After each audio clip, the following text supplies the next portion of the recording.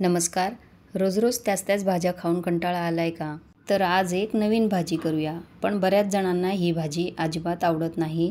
पण त्याचे फायदे जर तुम्ही जाणून घ्याल ना, तर नक्कीच बनवून खाल. तर करायचं काय? आधी बाजारातून ताजे कोवळे ढिमसे आणायचे. आता ढिमसे घेताना काय करायचं?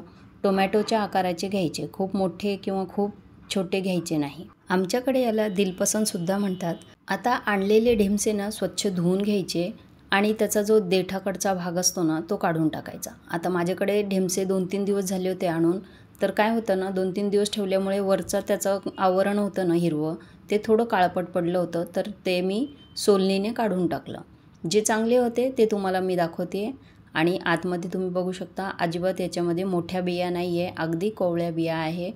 त्यामुळे घेताना ती काळजी घ्यायची की घेताना खूप जास्त मोठे किंवा लहान घ्यायचे नाही, मध्यम आकाराचे घ्यायचे. आणि असं आपण जसा भोपळा चिरून घेतो ना, दुधी भोपळा, तसे ते चिरून घ्यायचे. कधी लहान ढिमस्यांमध्ये सुद्धा ना जाड बिया निघतात बघा, खूप जास्त जाड असतात त्या, तर त्या काढून टाकायच्या, नाहीतर त्या शिजत नाही आणि खाताना त्या दाताखाली येतात ना, तर छान लागत नाही.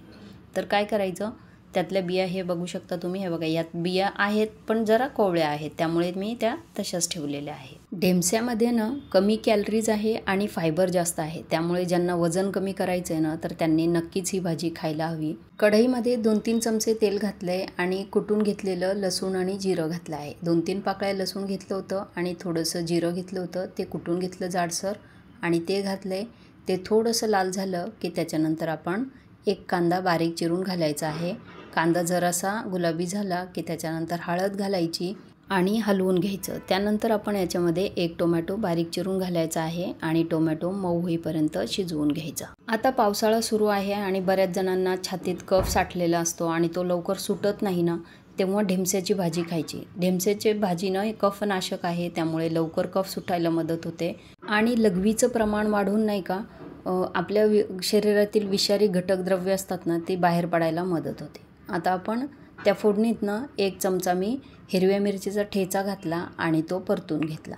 त्याच्यानंतर जे ढेमसे आपण चिरून घेतले होते ते त्याच घातले आहे आणि चवीपुरतं मीठ घालायचं आणि भाजी व्यवस्थित मिक्स करून घ्यायची. आता एक गोष्ट इथं लक्षात घ्यायची, कोणतीही फळभाजी बनवताना ना त्यात अति मसाल्यांचा वापर करायचा नाही. अगदी साधी सोपी भाजी बनवायची, म्हणजे जेवढी तुम्ही साधी भाजी खाल ना, तेवढे तुम्हाला शरीराला त्याचे फायदे जास्त मिळतील.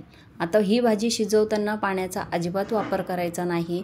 जशी आपण दुधी भोपळ्याची भाजी झाकून वाफेवर शिजवतो, तशीच ही भाजीसुद्धा आपण शिजवायची आहे. 1-2दा वाफ दिली की भाजी छान शिजते आणि त्यात कोणत्याही मसाल्यांची गरज पडत नाही. अतिशय चविष्ट ही भाजी लागते अशीच.